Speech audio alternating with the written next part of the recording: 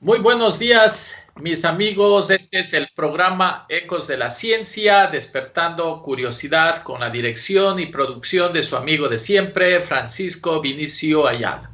Desde Cayambe, Ecuador, a través de la Radio Ecos de Cayambe, AM 1470 kHz.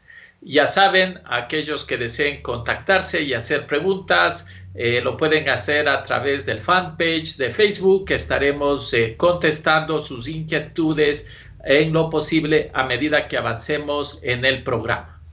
Hoy les quiero contar que tenemos, espero, un programa muy interesante para todos ustedes, y así que pues nos mantengan su sintonía por los siguientes 90 minutos.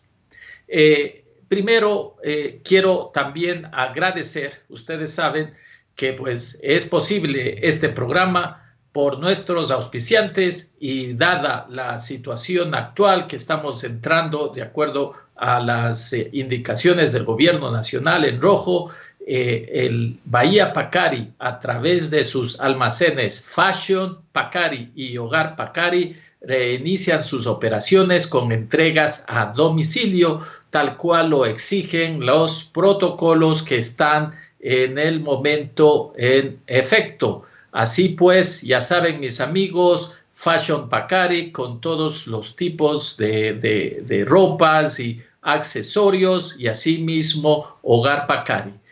Pueden llamar al teléfono 0979 228-6695. Les repito, 0979-228-6695, que pues los vendedores de esos almacenes les atenderán con todo, con todas las facilidades, y harán las entregas a sus domicilios tal cual se indica en los protocolos.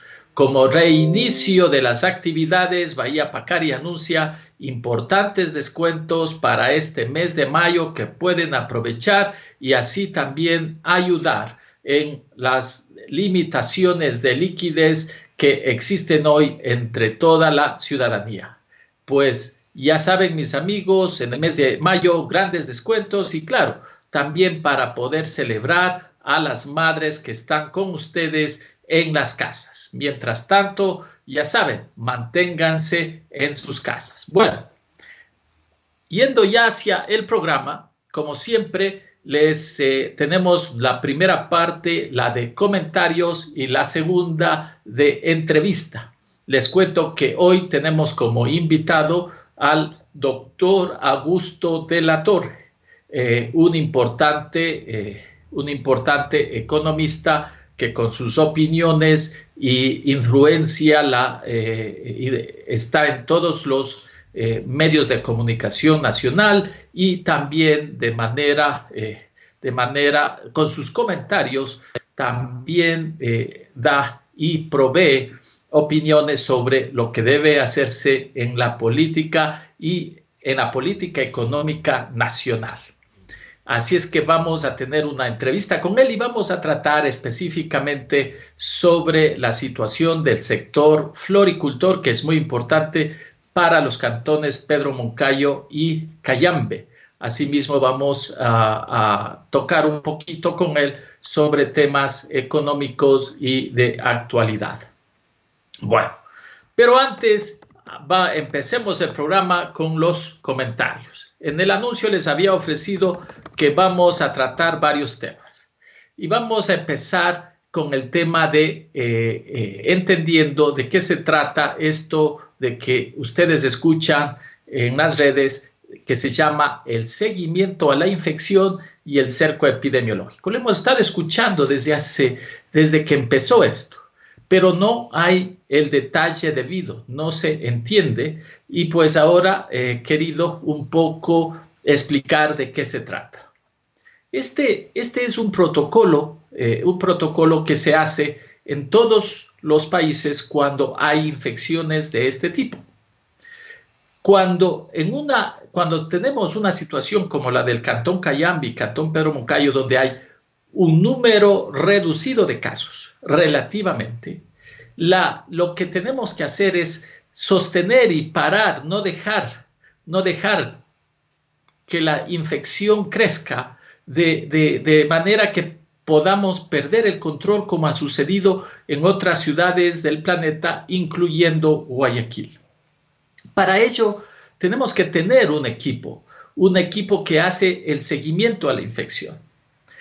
Yo estaba escuchando, bueno, no pude escuchar toda la entrevista, pero el colega Iván Córdoba entrevistó al señor Paco Garzón hace unos pocos minutos.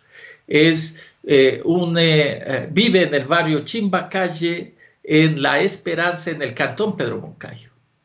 Su historia es dramática. Todo lo que indicó en el proceso es una discriminación tanto hacia la población pobre, cuanto se indica que hay una falta de seguimiento de los protocolos de lo que llamamos el seguimiento a la infección. Y esto es lo que estamos pidiendo. El gobierno nacional ya delegó a los cantones que vayan y hagan y actúen. Y esta es una prueba fehaciente de que los controles y los protocolos no los tenemos.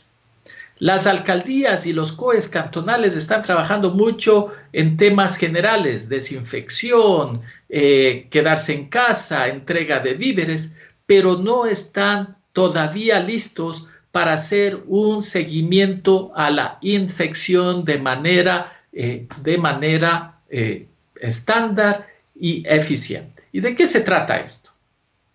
Cuando hay una llamada, cuando hay alguien que indica que sospecha que tiene los síntomas, este equipo tiene que trasladarse inmediatamente, entrevistar a esta persona, hacerle el tamizaje. Cuando hablo de tamizaje, es una serie de preguntas para confirmar si es que tiene los síntomas de la enfermedad COVID-19.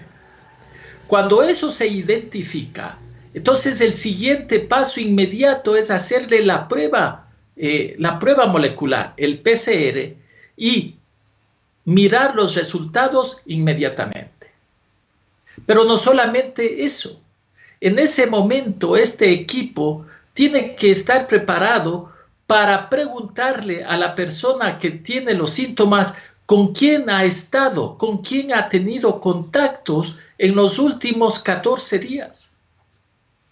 ¿A qué se refiere contactos? Se refiere a una exposición, es decir, a que han conversado al menos por un tiempo de 5 minutos en donde no ha habido el filtro de mascarillas, y entonces la probabilidad de la transmisión del virus es alta. 5 minutos. Y esta persona tiene que recordar con quiénes ha estado en contacto en los últimos 10, 14 días. Una vez que se identifica a esas personas, este equipo tiene que encontrarlas y usar varios métodos para encontrarlas. El teléfono, las visitas, es sumamente importante. Y cuando llegan y les encuentran a estas personas, a su vez tienen que hacerles de nuevo el tamizaje, ver si tienen los respectivos síntomas. Y si lo tienen, también tomar las pruebas y a su vez buscar con quién ellos a su vez han estado en contacto. Y si no tienen los síntomas, tienen que indicarles que hagan y empiecen confinamiento inmediato. Ahora, muchas personas, como indicaba este señor Garzón, no están trabajando y no tienen lo necesario para comer todos los días. Entonces, este equipo de seguimiento es el que entonces tiene que tomar medidas de ese momento y ayudarles a indicar cómo se les va a ayudar en los víveres mientras hacen confinamiento, y si no pueden hacerlo en sus casas, llevarlos a albergues donde pueden hacer el aislamiento, albergues que deben estar listos y que deben haberse preparado por parte del COE cantonal. Una vez que esto ocurre y que entran en confinamiento, esas personas tienen que ser supervisadas para que no violen el aislamiento. Y una vez que ocurre eso, tienen que hacerles el seguimiento con ayudas, hasta podría ser con ayudas psicológicas a través del teléfono porque hay un estrés, hay un problema por los que ellas están pasando esos días. O sea, en otras palabras, estamos hablando de un equipo de seguimiento a la infección multidisciplinario que no solamente son personal de salud, sino es personal del municipio que puede ayudar en la parte de víveres o de manejo en un albergue, y no solamente eso, también en otro tipo de ayudas. Adicionalmente, este equipo debe contar con personas que puedan supervisarlas. Solamente así, mis amigos, si hacemos este trabajo de manera eficiente y seria, vamos a evitar brotes y vamos a evitar adición de personas que estén contagiadas. De la entrevista que hacía Iván, está clarísimo que muchas de las personas que actuaron y no dejaron que funcionen las cosas es porque no sabían del protocolo.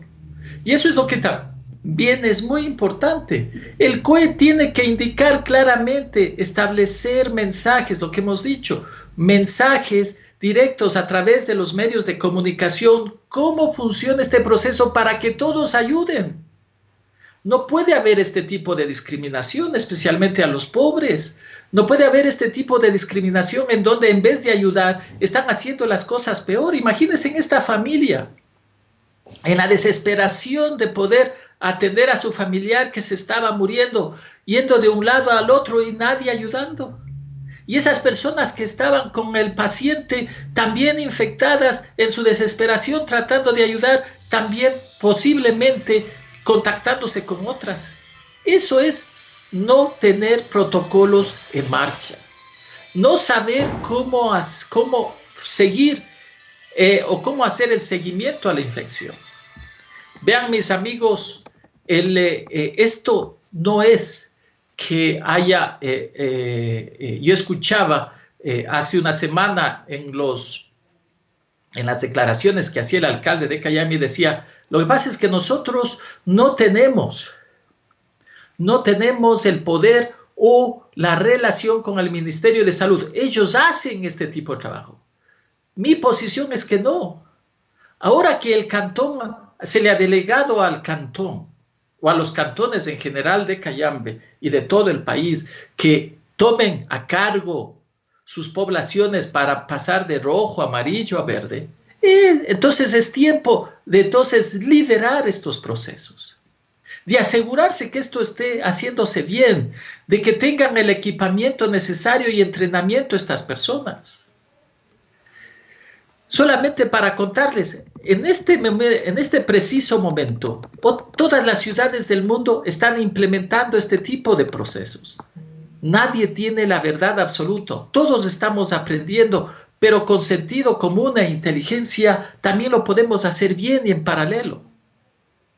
Por ejemplo, les cuento, la ciudad de San Francisco en Estados Unidos tiene 1 millón de personas. ¿Saben cuántas personas están trabajando como rastreadores en estos equipos que les cuento de seguimiento a la pandemia? 250 personas en una ciudad de 1 millón de habitantes.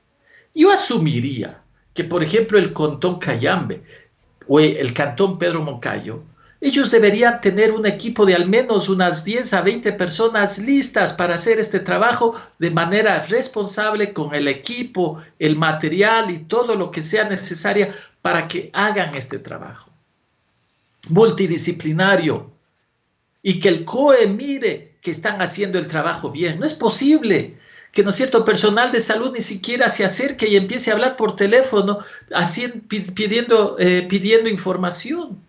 Esto tiene que hacerse de manera presencial y de manera profesional. Como les decía, todos los personajes, todos los expertos mundiales, todas las personas que entienden mucho de esto, y todos están indicando todos los días en los medios de comunicación internacional de que este proceso de apertura a la economía de manera gradual no va a funcionar si no tenemos equipos robustos y sólidos de seguimiento a la pandemia y de control epidemiológico. Si no hacemos esto bien, se nos va a ir de las manos y vamos a tener un segundo brote o aumento de casos en muy pocos días y semanas. Por eso es tan importante que esto desde el principio se haga bien. Y como les digo, no es alta ciencia, es solamente tomar el liderazgo, armar los procesos y hacerlo bien.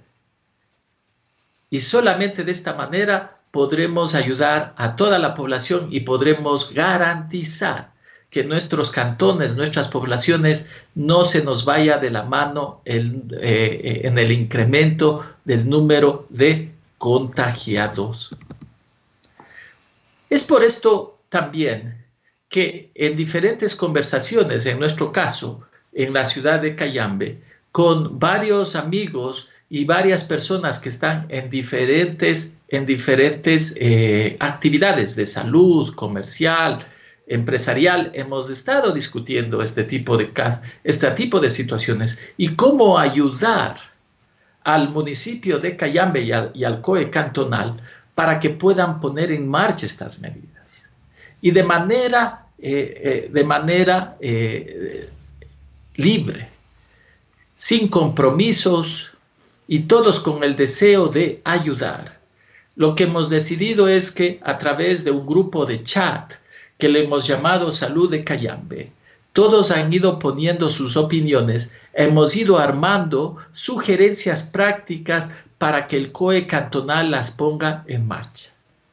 Todas estas sugerencias en forma de comunicación oficial se le envió a la alcaldía, al alcalde de Cayambe, en representación como representante y presidente del COE cantonal, para que las tome en consideración.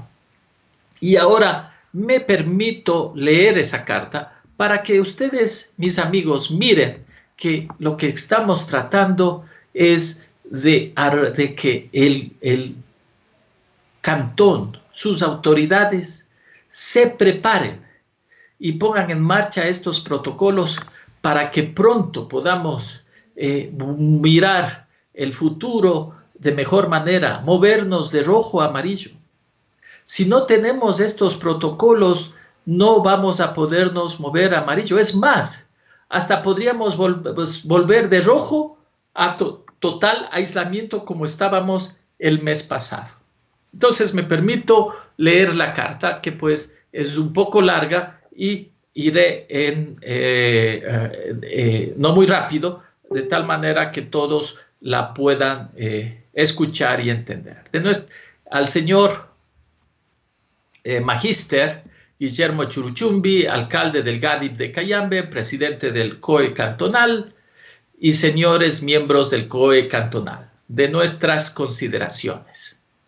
Al tenor de las disposiciones del gobierno central, el 4 de mayo se inicia una nueva etapa y le corresponde al COE cantonal decidir hasta este viernes, bueno, ya pasó, el color del semáforo para la semana empezando el 4 de mayo.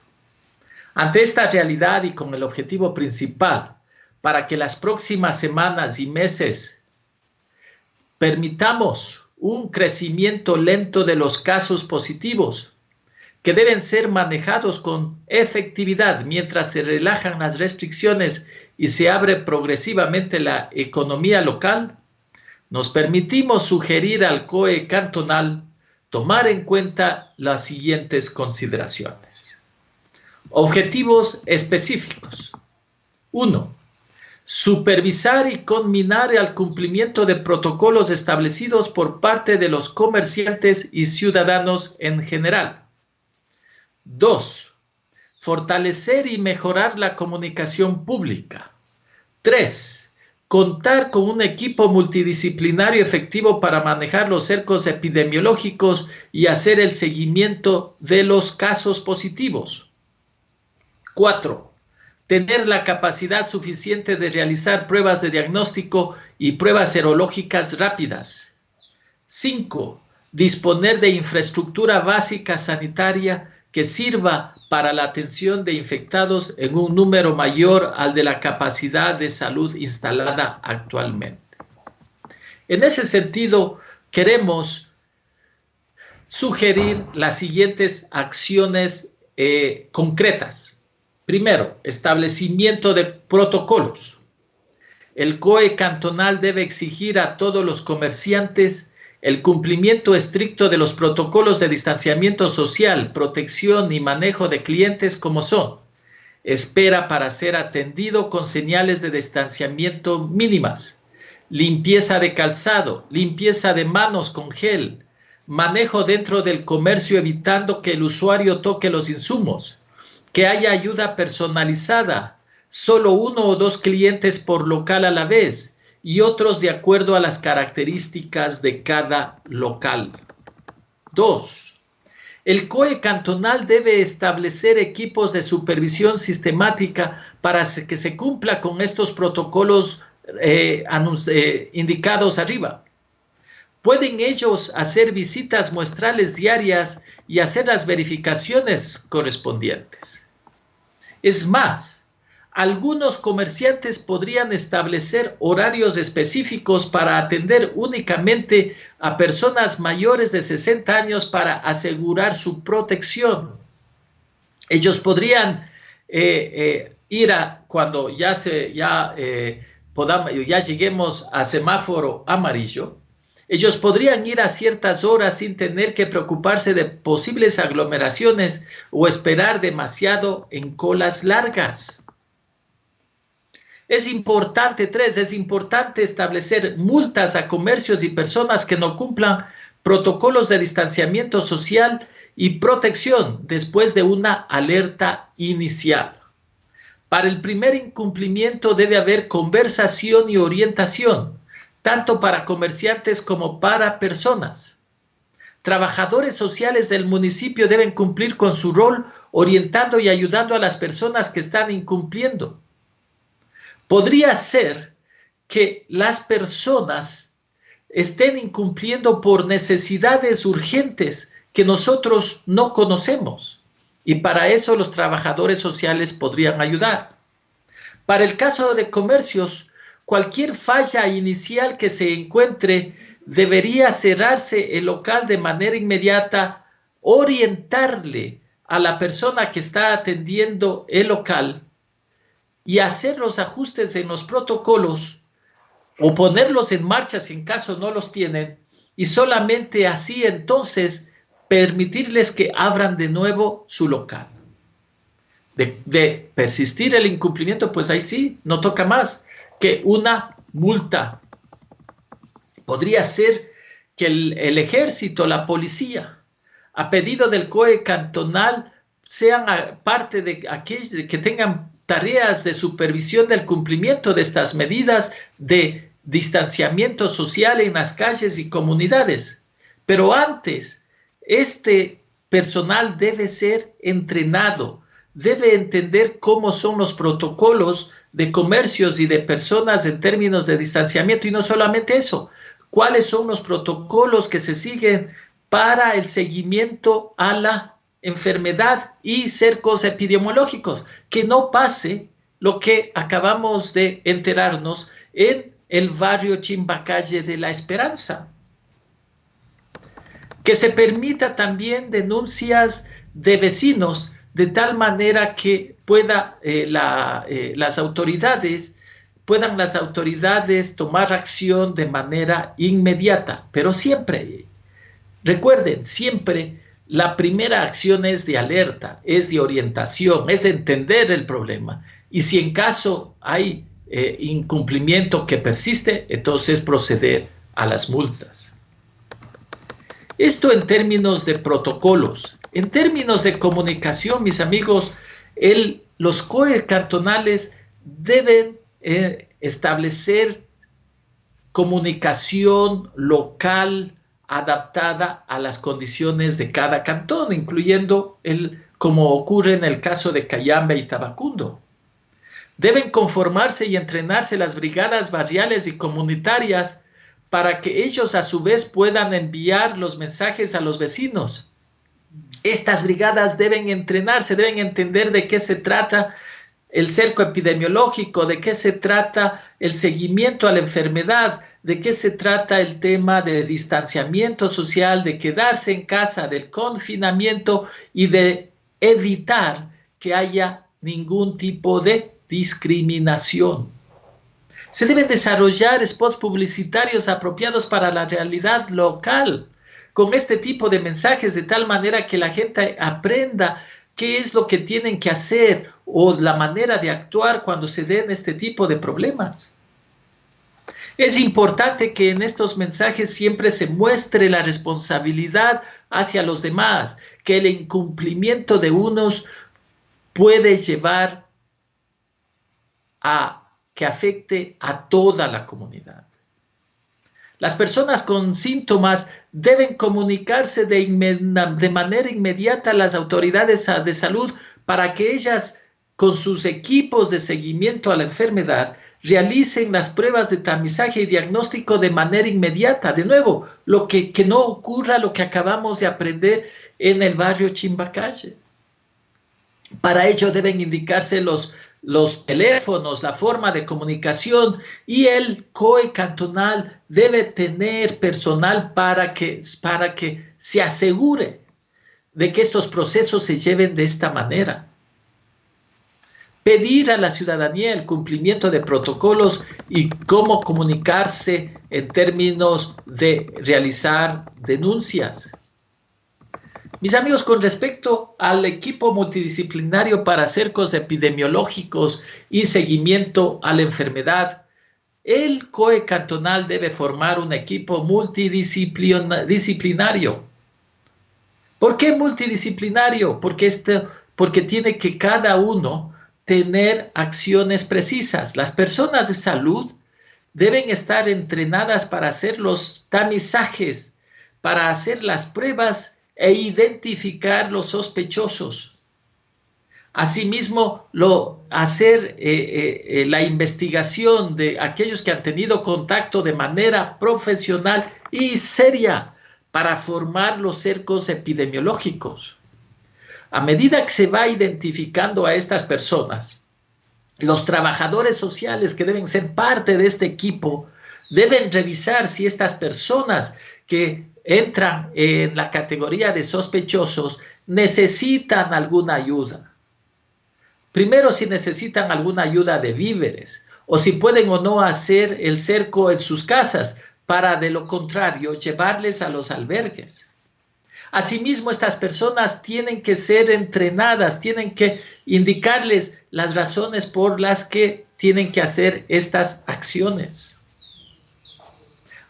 Y otra parte del personal de este equipo tienen que ser las personas que hagan la supervisión de que el confinamiento se cumpla con visitas diarias y muestrales, y tomar acciones si en caso alguna de las personas que no han cumplido con el confinamiento puedan tomar las acciones legales del caso. Pedir, si esto no está dentro de los protocolos del COE nacional, pues pidan la aprobación de formar estos equipos multidisciplinarios para que puedan funcionar en los cantones. Recuerden, mis amigos, todos estamos aprendiendo, todos los países estamos aprendiendo. El COE nacional no tiene las respuestas, es más de lo que estoy mirando. Hay muchos vacíos en el COE nacional. Entonces, estamos aquí a nivel cantonal para tomar acción y llevar adelante estas acciones. Seamos innovativos, seamos rápidos, eficientes, echemos adelante acciones que nos puedan ayudar.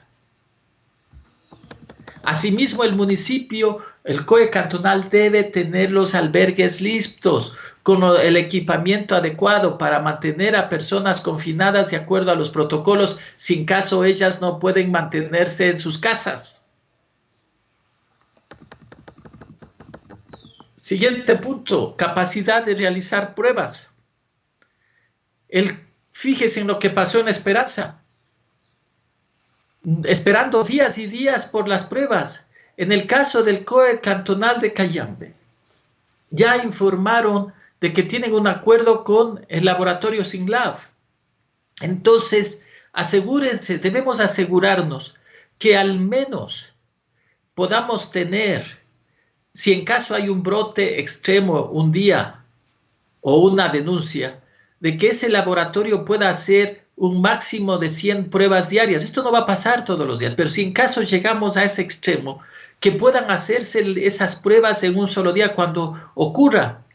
Y en el acuerdo tiene que haber una relación estrecha e inmediata. Es decir, que cuando se requiera, que cuando hay un brote o cuando hay cuando hay una información de que alguien tiene los síntomas, ese laboratorio tiene que llegar de manera inmediata en las siguientes 24 horas para que se haga la prueba y asimismo proveer los resultados en las subsiguientes 24 horas.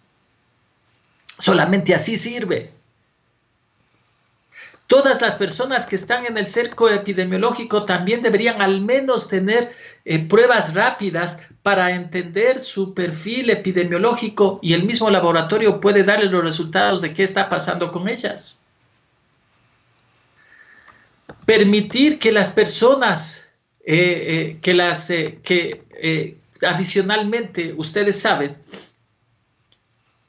estamos en un momento en donde estamos mirando que hay un alto número de asintomáticos. En las ciudades pequeñas, en los cantones, en las grandes, hay muchas personas que tienen la preocupación porque estuvieron en contacto, pero a pesar de todo, pero a pesar de ello, no han sufrido síntomas. Entonces, aquellos que tengan la iniciativa de hacerse la prueba, ¿por qué no? Si eso es, entonces que se lo haga una prueba serológica a un precio módico, quizás entre 10 y 20 dólares a todo lo que le desean. Y en este caso en Cayambe, el laboratorio SYNLAB, que tiene el acuerdo con el municipio, le entregue los resultados y le dé la orientación respectiva. Finalmente, es importante que el COE cantonal socialice estos planes, indique estos planes. ¿Qué es lo que está haciendo para entonces nosotros poder reaccionar y ayudar con opiniones y sugerencias basados en información cierta y directa, basados en que pues podamos armar y ser solidarios con el destino y el futuro del cantón? Estas y otras acciones, mis amigos, son las que nos va a ayudar a ir paulatinamente de rojo a amarillo y de amarillo a verde. Estaba pensando que una forma de ayuda, y escuchándole al señor Garzón esta mañana, es que aquellas personas que están en confinamiento, o como en el caso del señor Garzón, o familiares que han entrado en confinamiento, o que están con la enfermedad, aunque no digan sus nombres, denuncien si los protocolos no están en marcha y han sido maltratados.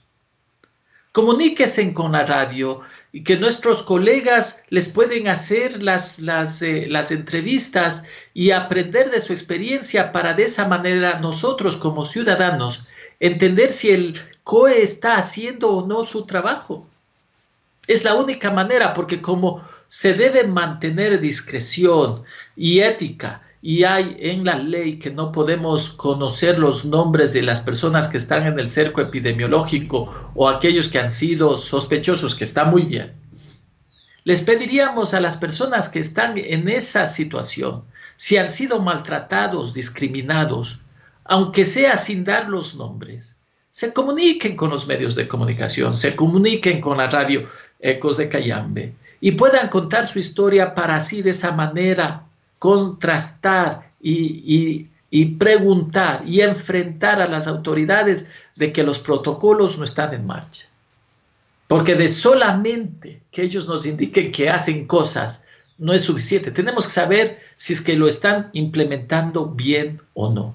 Y la única manera es a través de las denuncias de aquellos que la están sufriendo. Y hasta aquí, mis amigos, la carta que se le envió al alcalde de Cayambe como presidente del COE cantonal. Por supuesto, hay más acciones. Y nosotros como ciudadanos vamos a seguir indicando y proveyendo ideas al COE cantonal para que las tomen en consideración y puedan analizarse y si es del caso, implementarlas. Esta semana, el Grupo Cayambe Salud está preparando otra carta al alcalde. ¿Y de qué se trata? Ahora que ya estamos en nivel rojo, va a haber un movimiento mayor de personas por la calle. Es más, ustedes han mirado que en la televisión que hay más y más vendedores ambulantes en las calles porque tienen que vivir, tienen que trabajar.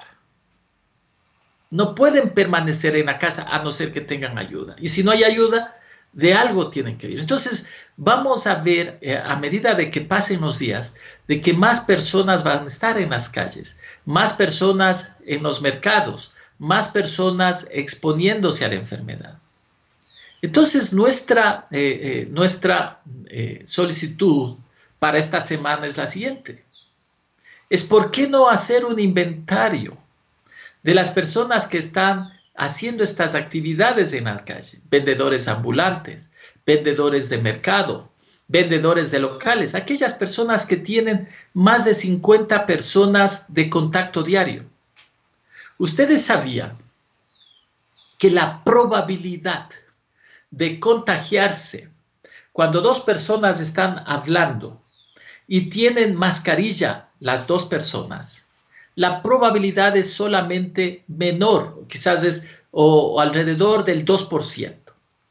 O sea que es baja la probabilidad, pero hay una probabilidad.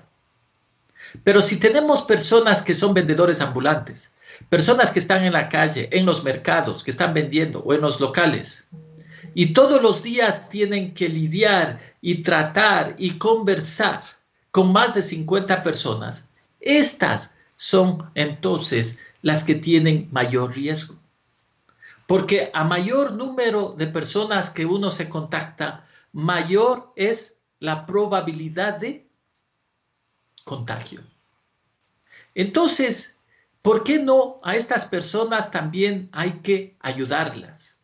De pronto se podría pensar, por ejemplo, a estas personas que una vez por semana, con iniciativa del COE cantonal, puedan hacerse pruebas serológicas rápidas para mirar y también hacerles tamizaje y preguntas para mirar si su salud se mantiene bien semana a semana. Y si no fuera así, inmediatamente hacerles la prueba molecular PCR y llevarles a confinamiento. Y como vemos que no van a poder trabajar las próximas semanas, a ellos sí entonces ayudarles con víveres o con algún tipo de bono, cosa de que ellos puedan mantenerse en la casa. De esa manera aseguramos y disminuimos el riesgo de contagio a los clientes, de contagio a personas que se están contactando todo el tiempo en la calle.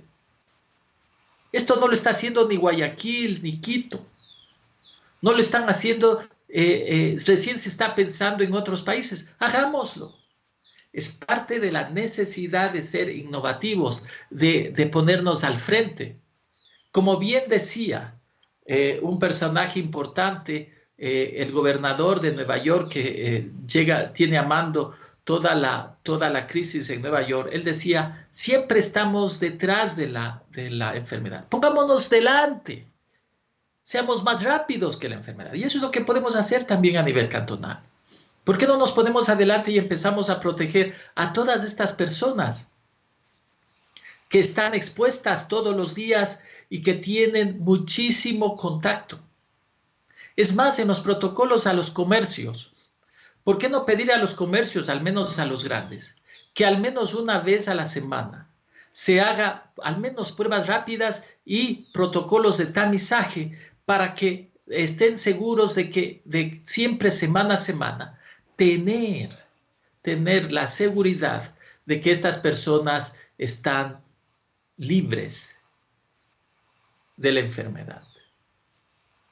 Y eso es lo que vamos a indicarle por escrito esta semana al COE cantonal, y así seguir dando y proveyendo ideas para que ellos puedan considerar y puedan tomar medidas. Bueno, hasta aquí, mis amigos, los comentarios personales. Espero que pues todos vayamos tomando conciencia y vayamos tomando iniciativas para ponernos delante de la enfermedad, no seguirla. Y solamente de esta manera, mis amigos, vamos a asegurar que en los cantones, al menos donde estamos relacionados, como Pedro Moncayo, como Cayambe, no dejen expandir la enfermedad, que se mantenga dentro de rangos razonables.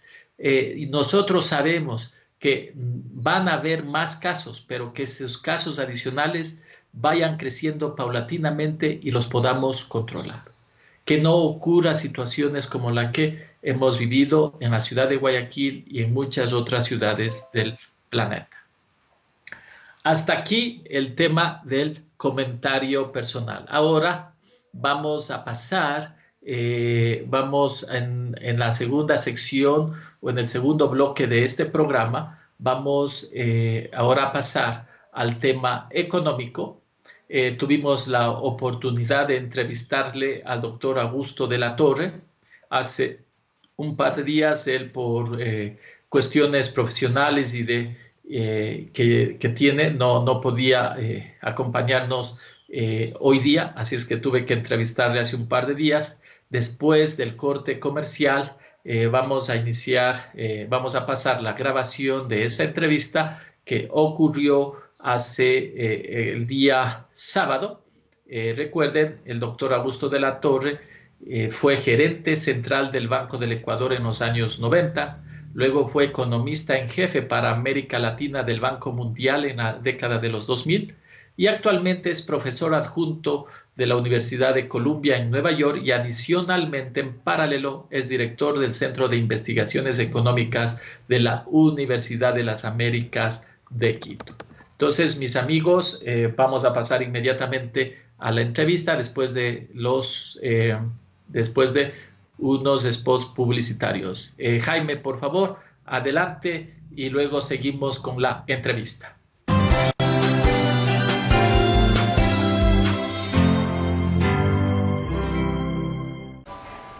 Hogar Pacari, todo lo que necesitas para tu hogar.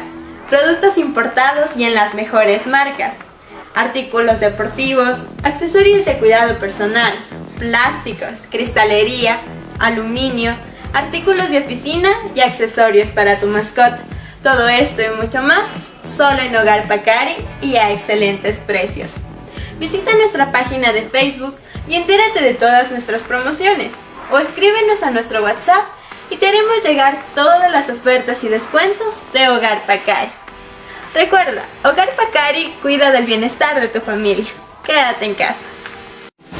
Hoy se juega el partido de su vida. Está ubicada debidamente su indumentaria. Revisa su carnet de cancha para verificar si está habilitada para jugar este día. Salta al terreno de juego. El campo está totalmente despejado. Se acerca al medio campo y se encuentra con rivales que no acatan el fair play. El árbitro les exhibe la tarjeta roja. Incursiona en la zona de Candela, se aprovisiona y retorna a su propio campo. Desinfecta sus estoperoles, su indumentaria, las fundas de las provisiones. Se lava correctamente las manos. Viene el contragolpe, dribla a 1, a 2, a 3 jugadores. Desparrama al portero, remató con la zurda y gol, gol, gol, gol, gol, gol, gol, gol, gol, gol, gol, gol, gol. ¡Gol!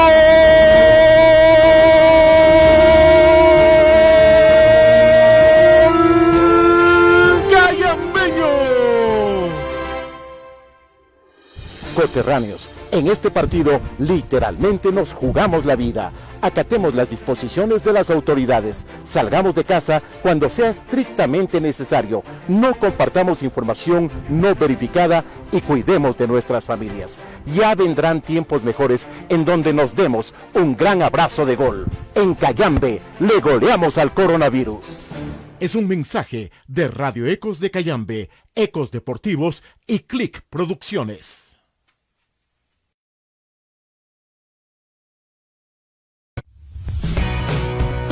Estudiar en el Instituto Proyecto 2000 me acerca al futuro que quiero. Porque sus carreras son de excelente calidad académica. Porque tenemos nuevos retos. Porque seguimos creciendo. Así podré trabajar en lo que me apasiona. Porque hacemos la diferencia. El Instituto Tecnológico Proyecto 2000 te ofrece títulos profesionales de tercer nivel en las carreras de Administración de Empresas, Producción Agrícola, Mecánica Automotriz. Estamos ubicados en Cayambe, calles Rocafuerte, EO15 y La Libertad, Campus El Pórtico y Granja La Maresca. Teléfonos 095-8963-574 y el 2364-647. O a nuestros correos info@proyecto2000.edu.es. Durante esta época de cuarentena y emergencia sanitaria, el Instituto Superior Tecnológico Proyecto 2000 pone a su disposición las herramientas tecnológicas necesarias para continuar con el desarrollo académico de nuestros estudiantes. Por tu seguridad, iniciaremos las actividades académicas en línea a través de nuestras nuevas plataformas virtuales. Pensamos en tu bienestar. Estudia desde casa. Visítanos en www.proyecto2000.edu.es o facebook.com/ITS Proyecto 2000. Matrículas abiertas. Inicio de clases 11 de mayo. Porque el futuro está en tus manos.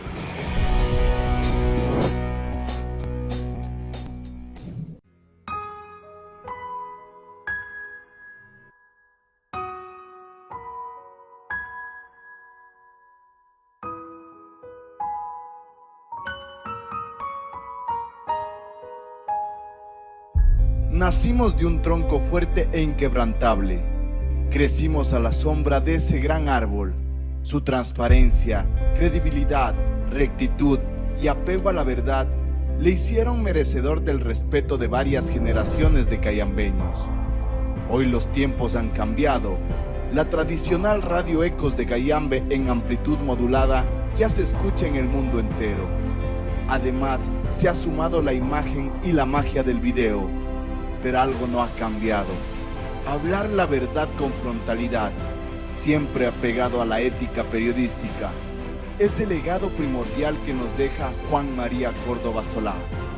Gracias a Cayambe, el Ecuador y el mundo por hacer de Ecos de Cayambe en estos 55 años sinónimo de credibilidad, entretenimiento, educación, cultura y progreso.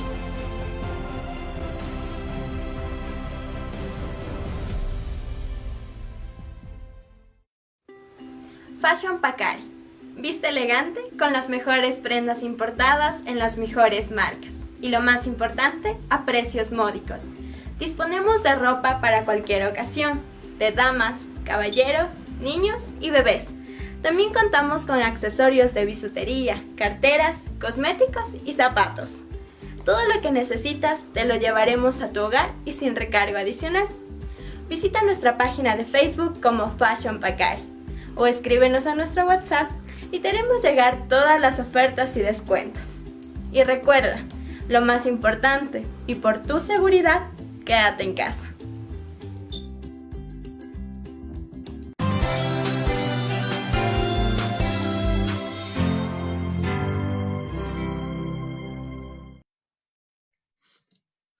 Muy buenos días, mis amigos, de nuevo con ustedes en Ecos de la Ciencia de Radio Ecos. Aquí tenemos un invitado muy especial, es el doctor Augusto de la Torre. Él es profesor adjunto de Columbia University en Nueva York y adicionalmente veo en su palmarés que es director o trabaja como director en la Universidad de las Américas en el Instituto de Investigaciones Económicas. Antes, pues, él ha sido también un importante personero del Banco Mundial y un poco antes también fue en su época presidente del Banco Central. Muy buenos días, doctor de la Torre. Muchas gracias por haber aceptado la invitación. Le agradecemos infinitamente y entremos de plano al tema que nos tiene preocupados el día de hoy. Nosotros estamos preocupados, bueno, digamos, la radio se origina en la ciudad de Cayambe y usted, como sabe, es el centro del sector floricultor. Hay mucha preocupación por lo que está ocurriendo, por los despidos y por los problemas que está enfrentando el sector. Hemos escuchado en varias entrevistas que usted ha hecho a otros medios de comunicación en los días pasados, pues que esto se maneja negociando y quizás así salimos de la crisis. A ese respecto han habido comentarios de algunos personeros o gerentes del sector floricultor y ellos se preguntan lo siguiente, mi doctor, y dicen, es que en el caso del sector floricultor tenemos varios temas. El primero es que dependemos del mercado. Entonces, si hacemos una negociación en este momento, podría resultar que el mercado no responde como nosotros esperamos. Entonces, seguramente tendríamos que de todas maneras eliminar personal o ponerlo o suspenderle o decirle no puede trabajar. Es decir, necesitamos entender si vamos a tener esa flexibilidad suficiente para sobrevivir, porque dependemos de terceros, no dependemos de nosotros para poder sobrevivir. Adelante, doctor. Muchas gracias. Muchas gracias, Francisco. Muy gentil de su parte invitarme para esta conversación. Mire, a ver, empecemos subrayando la importancia económica que tiene el sector floricultor para el Ecuador. Es una de las exportaciones más dinámicas, de las exportaciones privadas, y aprovecha de ciertas ventajas geográficas que le dan que el Ecuador tiene. Particularmente estamos en la línea ecuatorial y hace que tengamos los colores de las flores de una manera espectacular y hace que nuestro producto sea naturalmente muy activo en el mercado mundial.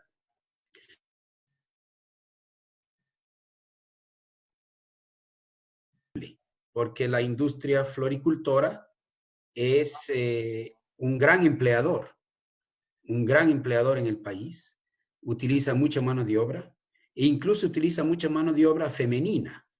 Entonces es también un empleador que nos ayuda en los temas de equidad de género y hay cantidades de familias del país. Un pequeño problema de interrupción técnico, pero por favor continúe, doctor de la Torre.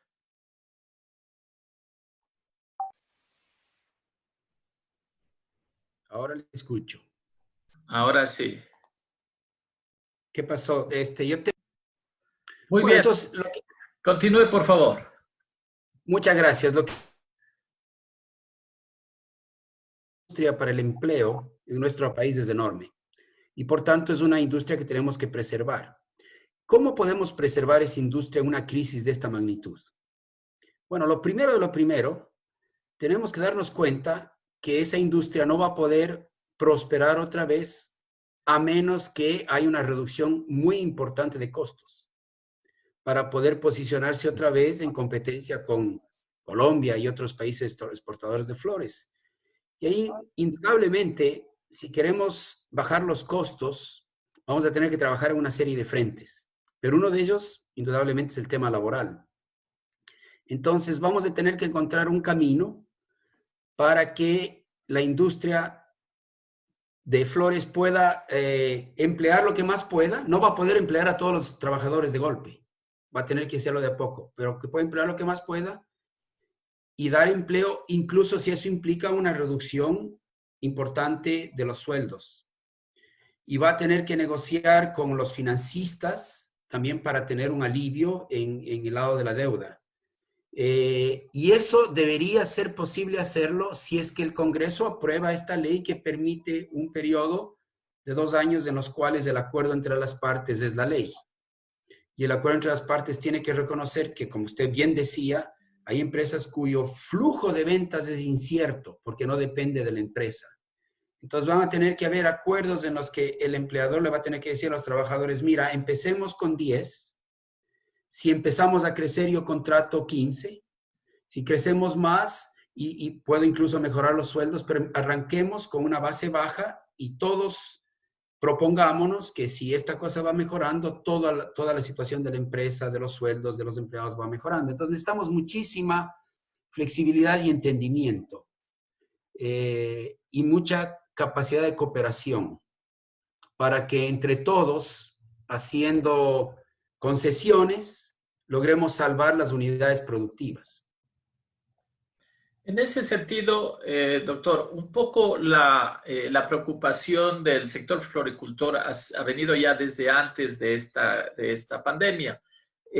Usted sabe, han habido varios estudios para mirar la viabilidad de largo plazo de la industria.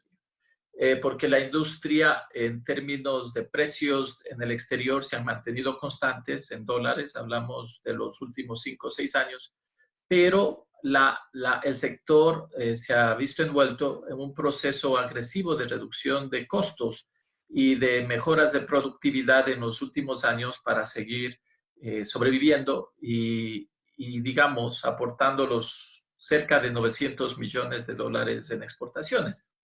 Esta pandemia le pone todavía en una situación más crítica. Es más, nuestro principal competidor, Colombia, está devaluando en los últimos 2 años constantemente el peso para bajar sus costos. Entonces, en ese sentido, un poco la preocupación es qué más puede hacer el sector floricultor para seguir bajando costos. Es decir, como que va a llegar un momento determinado de que ya en sí, a pesar de la calidad de la flor, el sector o la viabilidad del sector se vuelve o se torna cada vez más difícil. Claro, usted acaba de anotar un punto que es muy importante y que es que países como Colombia reducen sus costos en términos de dólares de manera instantánea a través de la depreciación de sus monedas. Nosotros no podemos depreciar nuestra moneda y más bien tenemos en contra nuestra el hecho simple de que el dólar está fortaleciéndose en el mundo. Mientras más pánico hay en el mundo y la pandemia es un pandemonio, más se fortalece el dólar y más nos descoloca en nuestra competitividad internacional. Entonces, a nosotros nos queda otro remedio que entender que esa es la dolarización. Que la dolarización nos obliga a hacer internamente esfuerzos que otros países los hacen de manera más fácil a través de una simple devaluación. Y lo hacen sin inflación porque ellos manejan bien su moneda y nosotros en el Ecuador no hemos tenido las instituciones para administrar bien una moneda propia, entonces hemos preferido, por razones obvias, vivir con el dólar que nos dé estabilidad. Entonces, una de las cosas que tenemos que pensar es que, por ejemplo, en el Ecuador, nosotros necesitamos constantemente asegurarnos que nuestro salario mínimo no se descoloque frente al de Colombia. Eso es durísimo decirle a la población.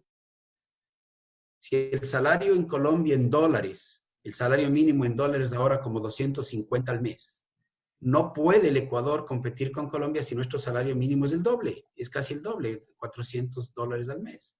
Entonces, el Ecuador va a tener que encontrar un nuevo contrato social que nos obligue a decir, bueno, si queremos vivir dolarizados, no podemos dejar que eso nos haga poco competitivos.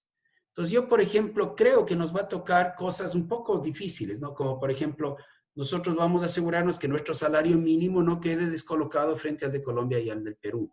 Y quizás vamos a necesitar una cierta regla de ajuste que diga, vamos a movernos con esos salarios mínimos.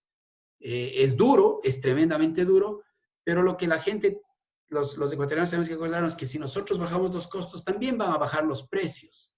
Entonces, con cierto rezago, al bajar los precios, también nuestros salarios, que aunque son más bajos, van a poder no perder mucho poder adquisitivo.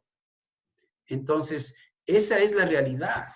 Es una realidad dura para aceptar, dura para entender, dura para razonar. Y es difícil para el trabajador que siente que no le alcanza su sueldo, que venga un economista y le diga, mire, pero su sueldo está muy alto. Y dice, pero muy alto con respecto a qué? Si no me da la vida. Bueno, está muy alto con respecto al mínimo, al salario en Colombia. Entonces, nuestras flores compiten con Colombia.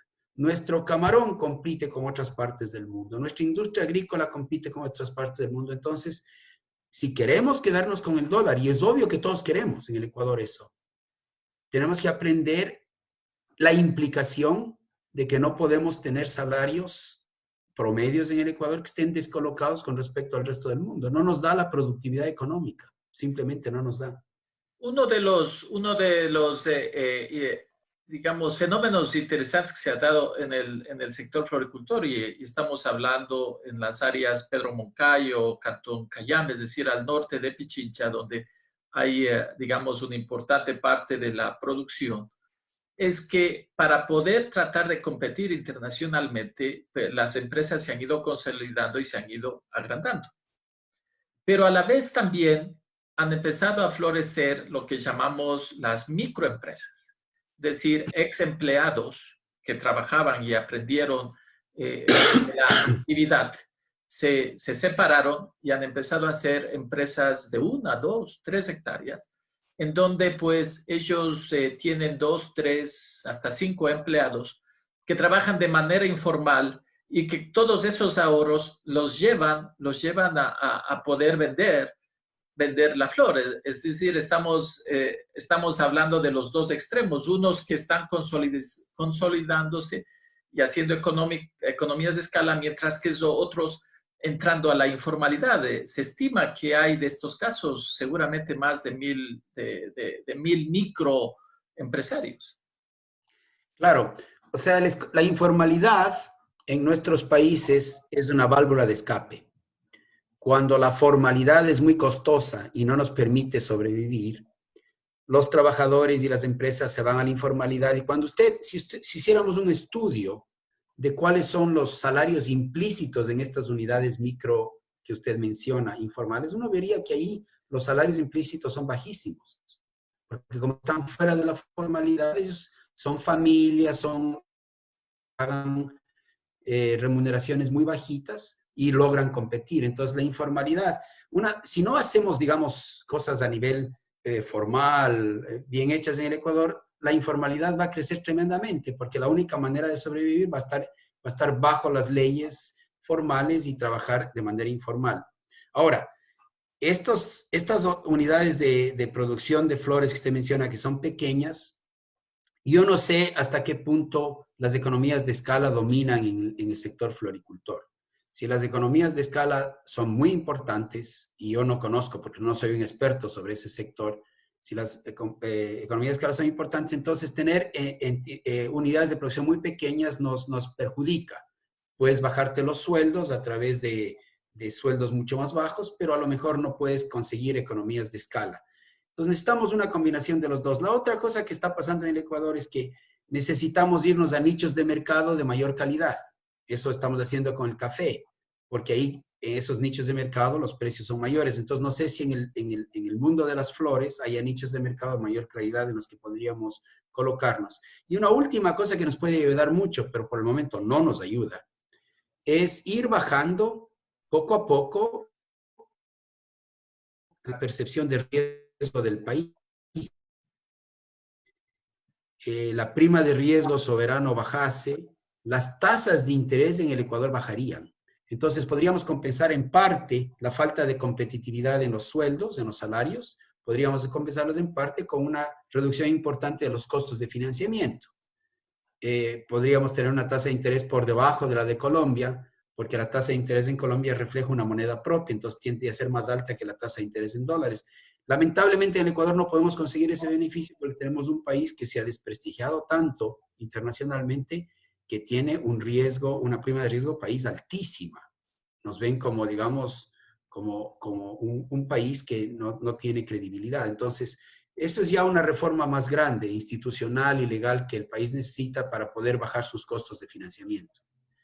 Y hablando un poco del financiamiento, ahora hablemos un poquito, los floricultores ya medios, hablemos, la mayoría de las empresas, el 60%, estamos hablando de empresas medianas, alrededor de 10 hectáreas o cosa por el estilo, donde ellos tienen más de 100 empleados. Entonces, el gobierno ha anunciado préstamos de apoyo para el sector y otros sectores que están en crisis de $100,000. Entonces dicen, esto es como un chiste, porque pues el flujo de caja solamente para pagar empleados en estas empresas medias es de entre $50,000 y $100,000 por mes. Es decir, nada de lo que podría, es decir, no es algo que les pueda ayudar. Y entonces también esto les preocupa, es decir, que del lado del financiamiento, pues no tienen posibilidades, ni internas ni externas, para poder aguantar y establecer liquidez en los próximos meses. Bueno, ese es un gran problema que tenemos en el Ecuador, porque nuestro crédito, el financiamiento, necesita la materia prima, que es el dólar. Entonces, si no hay dólares, no podemos inventarnos crédito, por más que queramos. Entonces, para poder generar un circuito crediticio necesitamos dólares. Entonces, estamos en una especie de huevo y la gallina. Para poder la exportación de flores nos traería dólares, pero para poder exportar necesitamos dólares que genere financiamiento.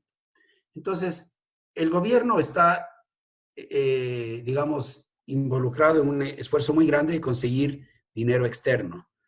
Una buena noticia es que de lo que yo escucho ya empiezan a aparecer fuentes de financiamiento que tal vez haría posible que el gobierno arranque pronto con un fondo de crédito de unos $1,000 millones, que ya podría empezar a oxigenar a las empresas. Y obviamente el sector agrícola y el sector floricultor, en la medida en que estos sectores vayan llegando a acuerdos con sus empleados y con sus partes, y las empresas que lleguen a acuerdos con sus partes, incluso si eso implica cierta reducción de personal y achicamiento y jornadas, etcétera, esas empresas podrían acceder a estos fondos que el gobierno va a tener que crear de crédito, y fondos que van a tener que seguir siendo alimentados en los siguientes meses con más recursos de los multilaterales y de los países amigos. Entonces, si no conseguimos dólares de afuera, vamos a estar asfixiados. Afortunadamente, el gobierno ya empieza a conseguir los desembolsos externos. Por ejemplo, hoy se reúne el directorio del Fondo Monetario esta tarde para discutir el caso del Ecuador. Y si se aprueba, que yo espero que sí se apruebe el préstamo, ya tendríamos de inmediato $600 millones de ahí. También viene plata del BID y de la CAF por otros $1,000 millones entre los dos, y del Banco Mundial. Y entiendo que los desembolsos de China empiezan a materializarse en mayo, de manera que empieza a llegar poco a poco ya más dinero del exterior. Necesitamos seguir haciendo ese esfuerzo, pero una buena parte de ese dinero va a tener que canalizarse a apoyos de financiamiento al sector, a la economía del país. Saliéndome un poco del tema de floricultor, ya que nos está comentando de financiamiento externo, hay ya, digamos, voces, o se ha escuchado voces en el país, ¿y por qué no se piensa en cryptocurrency, o sea, en moneda virtual, como lo ha hecho Venezuela? ¿O por qué no se piensa en, como se creía en el anterior gobierno, de moneda electrónica, haciendo fideicomiso con los bienes del país para generar varios miles de millones? ¿Qué piensa usted de esas alternativas menos ortodoxas? Bueno, yo veo una confusión conceptual ahí, porque la palabra dinero electrónico en el Ecuador tiene varias acepciones. En algunas personas, la opinión de algunas personas, el dinero electrónico sería algo así como los bitcoins, como una creación de dinero de la nada. Y usted ya ve el destino de los bitcoins, ha sido un desastre. No valen nada, no sirven para nada, ha sido una pérdida completa. Pero dicen, bueno, ¿y por qué no el Banco Central emite algo así como bitcoins? Entonces, en esa mente, en esa visión, lamentablemente lo que hay es una idea de desdolarizar. Porque si el Banco Central emite una moneda, ya sea un billete físico o una moneda electrónica, lo que está haciendo es emitiendo una moneda paralela, distinta al dólar. Y si esa emisión sigue creciendo, lo que va a haber es un tipo de cambio entre esa nueva moneda y el dólar, y eso le pone en peligro a la dolarización. Entonces, esa idea es mala. Y hay que prevenir. Si nosotros queremos preservar la dolarización, no nos queda otro remedio que aprender que no podemos producir dólares y necesitamos dólares de fuera. Y nos toca vivir esa realidad y acomodarnos de esa realidad. De dinero electrónico, a veces me parece que lo único que se quiere decir es una cosa que en el mundo se conoce como medios de pagos digitales. Eso es una cosa completamente distinta. Esas son formas de pago. Por ejemplo, en Nigeria, la mayor parte de la gente paga con el celular. Pero no es que se inventa, no es que crea dinero, sino que ya tiene dinero en una cuenta y usa el celular para transferir de esa cuenta a la de otra persona a quien le está comprando algún bien o algún servicio. Entonces, son medios de pagos digitales que pueden ser el celular, el internet, tarjetas magnéticas digitales, que facilitan los pagos para que la gente no tenga que llevar billetes en el bolsillo. Pero eso lo único que hace es, hace más eficiente las transferencias de dinero de una cuenta a otra, pero no crea dinero. O sea, los medios de pagos digitales no crean dinero.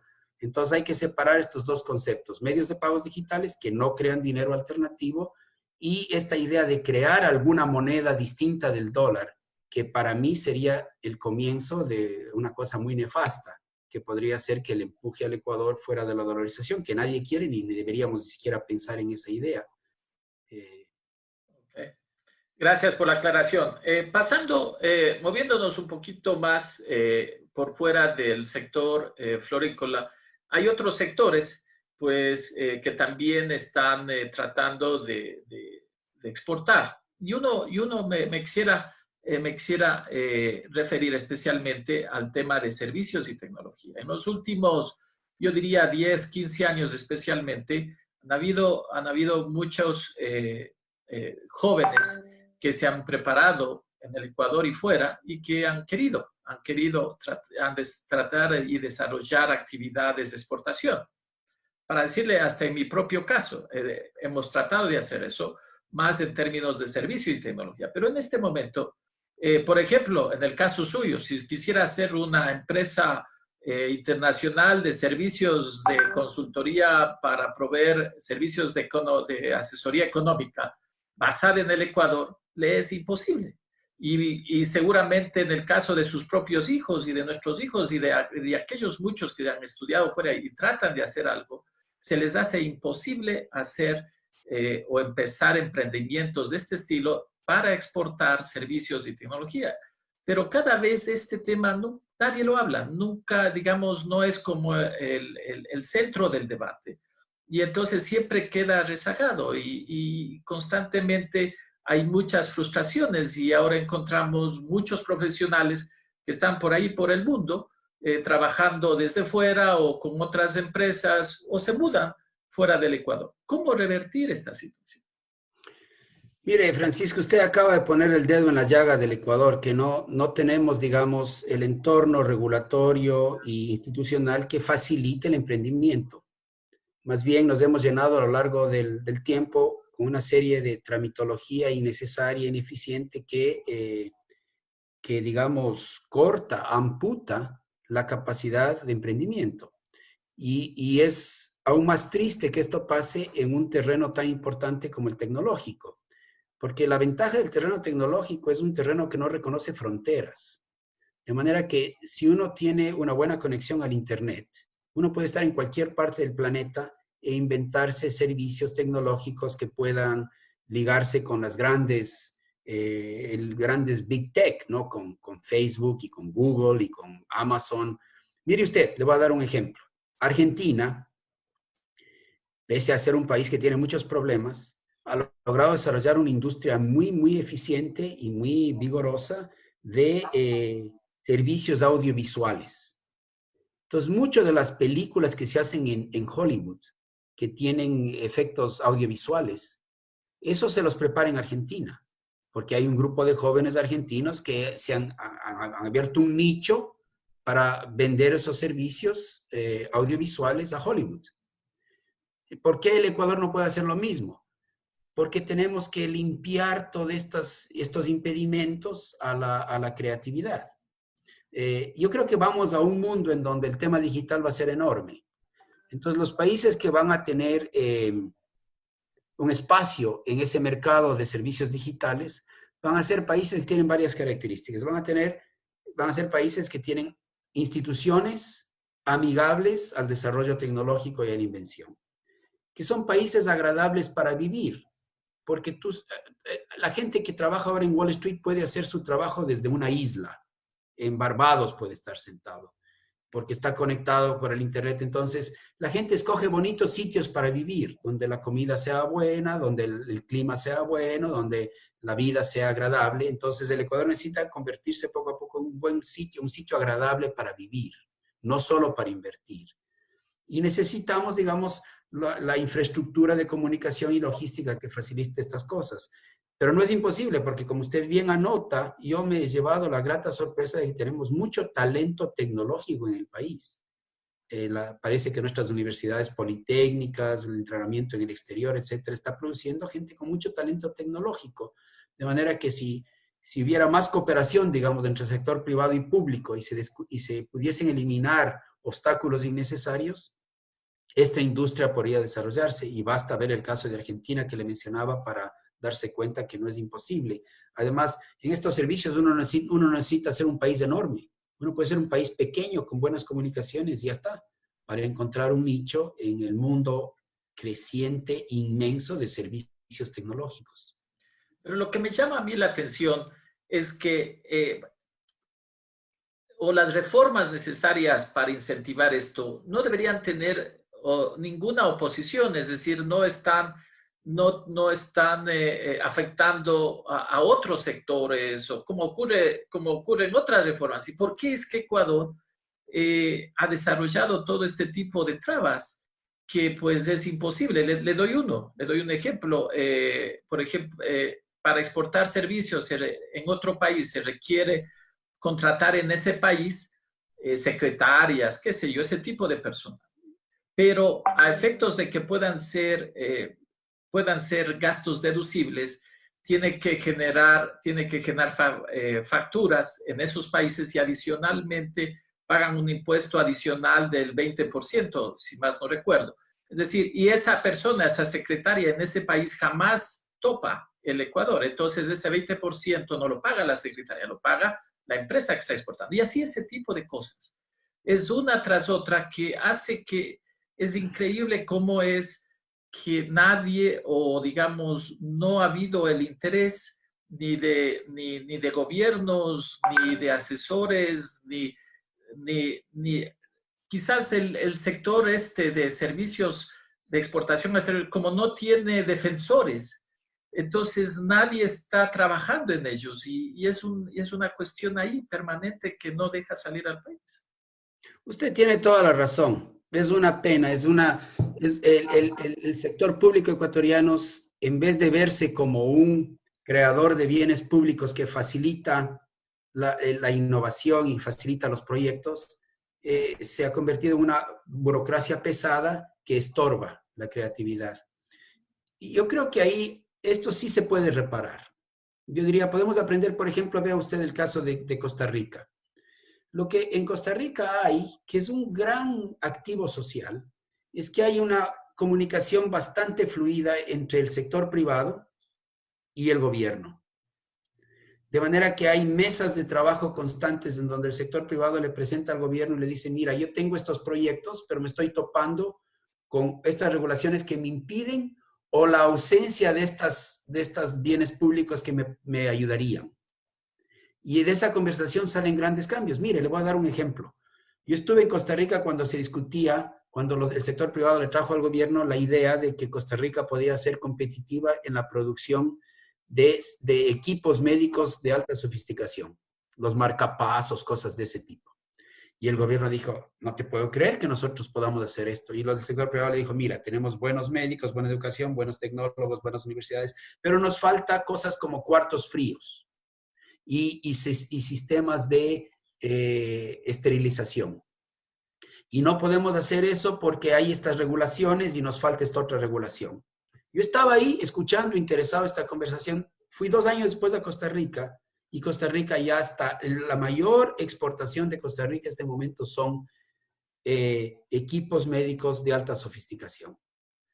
Lograron entre el gobierno y el sector privado desbrozar el camino para que el sector privado pueda meterse en ese nicho. Eso es porque hay una tradición de conversación fluida entre la innovación privada, la creatividad privada y el gobierno, porque la creatividad privada requiere de que el gobierno haga cosas pequeñas, remueva una regulación tonta, añada una buena regulación, libere ciertas cosas. Son pequeños bienes públicos, digamos, que el gobierno con sencillez puede hacer para darle mayor piso a la creatividad privada. No hay esa tradición en el Ecuador.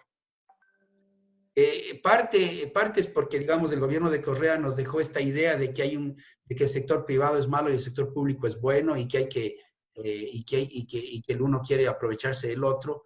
Necesitamos superar e ir a esto que es una conversación público-privada más fluida.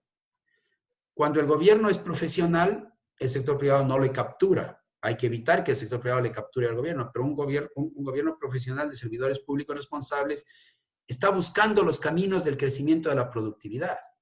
Entonces, nos falta esa tradición de tener estas mesas de trabajo y conversación entre el sector público y el privado con un mismo objetivo, que es tener un país más próspero, más creativo, más equitativo. Y en ese sentido ahí sería como un reclamo, digamos, hay, como el caso suyo, usted forma parte de varios, digamos, varios expertos, hacedores de política, en el sentido de que influencian sobre temas que deben hacerse. Y tenemos en el Ecuador un grupo élite de ese tipo de profesionales que le incluye a usted. Pero siempre que escuchamos en los diferentes medios de comunicación, este tema no aparece. A pesar de que todos ustedes han tenido la experiencia, la educación, han visto otros casos, pero esto siempre no es parte, digamos, o no hay una comunicación fluida, y entonces ahí es un pedido de que pues deberíamos, ¿no es cierto?, forzar e incluir estos temas, porque las reformas no deberían ser difíciles, es decir, no afectan a otros sectores, no hay, digamos, una lucha política, pero no sé por qué no podemos hacerlas. Muchas gracias por mencionar esto, Francisco. Yo lo voy a tomar en cuenta para que cuando me toque a mí ser parte de discusiones públicas, este tema esté más visible. Lo que creo es que se necesitan dos temas. El uno, concientización. Entender que hay muchas cosas buenas que podrían pasar que no pasan porque hay alguna regulación estúpida o algún obstáculo tonto. Entonces, concientización es parte del asunto. Y luego necesitamos coordinación. Porque como usted dice, necesitamos que las voces del sector privado se aglutinen para presentar esto al gobierno. Necesitamos un gobierno dispuesto a escuchar, dispuesto a conversar. Y un gobierno que tenga como misión, o sea, que los funcionarios públicos tengan como misión hacer posible que la creatividad de los individuos se manifieste y prospere. Entonces necesitamos como que trabajar en el lado de la concientización, en donde ciertamente hacedores de opinión, como el caso mío o de otros economistas, ayudan, pero también necesitamos mayor coordinación entre el sector privado para tener una voz más unificada, y necesitamos empujarle al gobierno a que el gobierno tenga esta actitud de cooperación con la innovación. Y estar constante, el gobierno debería estar constantemente, mira, este mes quiero reunirme para que me digan qué más puedo hacer para que haya mayor creatividad, nuevas iniciativas, nuevos proyectos, y el país puede encontrar nuevos mercados y posicionarse mejor, generar mejor empleo, etc. Debería ser como que un eslogan del gobierno, no estorbar, sino ayudar. Bueno, esperemos que así sea. Ha sido una conversación amena. En todo caso, digamos, volviendo al tema del Cantón Cayambe y el Cantón Pedro Moncayo, claro, es una gran preocupación. Son dos cantones que realmente su bienestar y su vida depende del sector floricultor. Y de ahí es que es la gran preocupación de que puedan salir adelante estos sectores quizás pues la ley que se está aprobando en la Asamblea pueda ser positiva y pueda ayudar a salir adelante en el sector. Y claro, hay otros temas de más largo plazo que ellos también tendrán que seguirlo trabajando. Así es. Te agradezco. Muchas gracias, Francisco. Un gustazo charlar con usted. Muchas gracias y será hasta la próxima. Adiós. Hasta luego. Bueno, mis amigos, ha sido la entrevista con el doctor Augusto de la Torre y volvemos a comerciales con nuestro amigo Jaime. Adelante.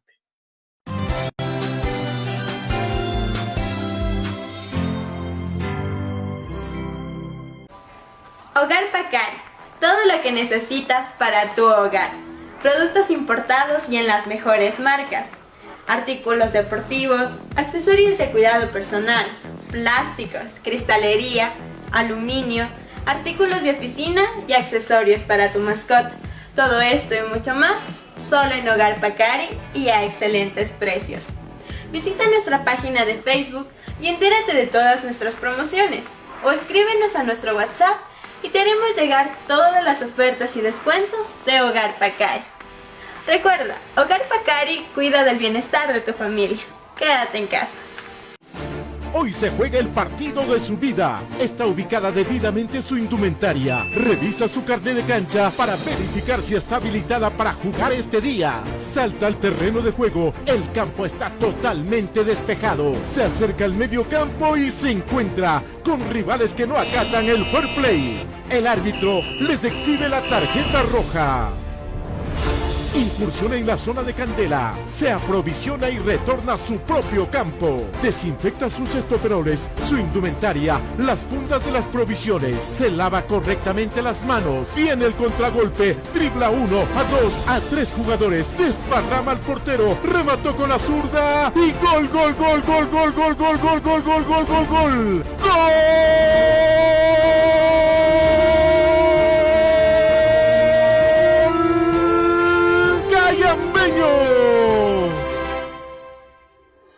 Coterráneos, en este partido literalmente nos jugamos la vida. Acatemos las disposiciones de las autoridades. Salgamos de casa cuando sea estrictamente necesario. No compartamos información no verificada y cuidemos de nuestras familias. Ya vendrán tiempos mejores en donde nos demos un gran abrazo de gol. En Cayambe le goleamos al coronavirus. Es un mensaje de Radio Ecos de Cayambe, Ecos Deportivos y Click Producciones.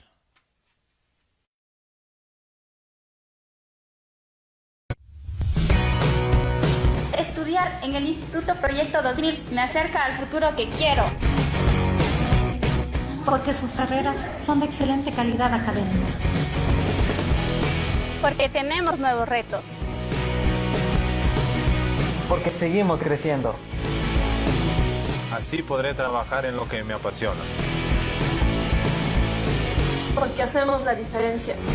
El Instituto Tecnológico Proyecto 2000 te ofrece títulos profesionales de tercer nivel en las carreras de Administración de Empresas, Producción Agrícola, Mecánica Automotriz. Estamos ubicados en Cayambe, calles Rocafuerte, EO15 y La Libertad, Campus El Pórtico y Granja La Maresca.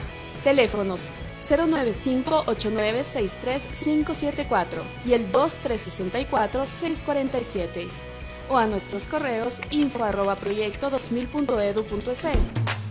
Durante esta época de cuarentena y emergencia sanitaria, el Instituto Superior Tecnológico Proyecto 2000 pone a su disposición las herramientas tecnológicas necesarias para continuar con el desarrollo académico de nuestros estudiantes. Por tu seguridad, iniciaremos las actividades académicas en línea a través de nuestras nuevas plataformas virtuales. Pensamos en tu bienestar. Estudia desde casa. Visítanos en www.proyecto2000.edu.es o facebook.com/ITS Proyecto 2000. Matrículas abiertas. Inicio de clases 11 de mayo. Porque el futuro está en tus manos.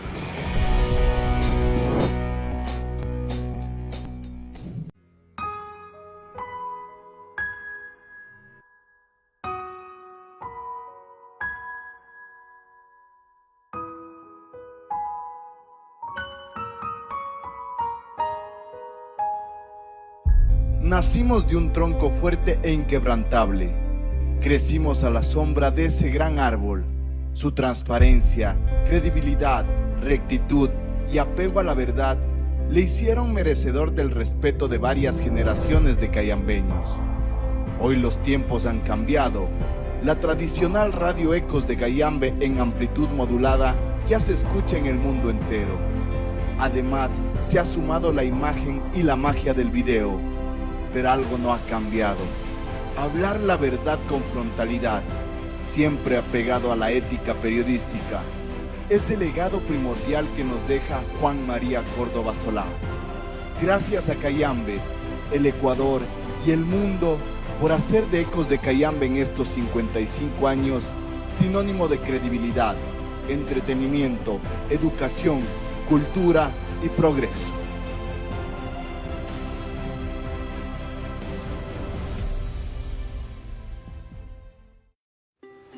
Fashion Pacari. Viste elegante con las mejores prendas importadas en las mejores marcas. Y lo más importante, a precios módicos. Disponemos de ropa para cualquier ocasión, de damas, caballeros, niños y bebés. También contamos con accesorios de bisutería, carteras, cosméticos y zapatos. Todo lo que necesitas te lo llevaremos a tu hogar y sin recargo adicional. Visita nuestra página de Facebook como Fashion Pacari o escríbenos a nuestro WhatsApp y te haremos llegar todas las ofertas y descuentos. Y recuerda, lo más importante, y por tu seguridad, quédate en casa.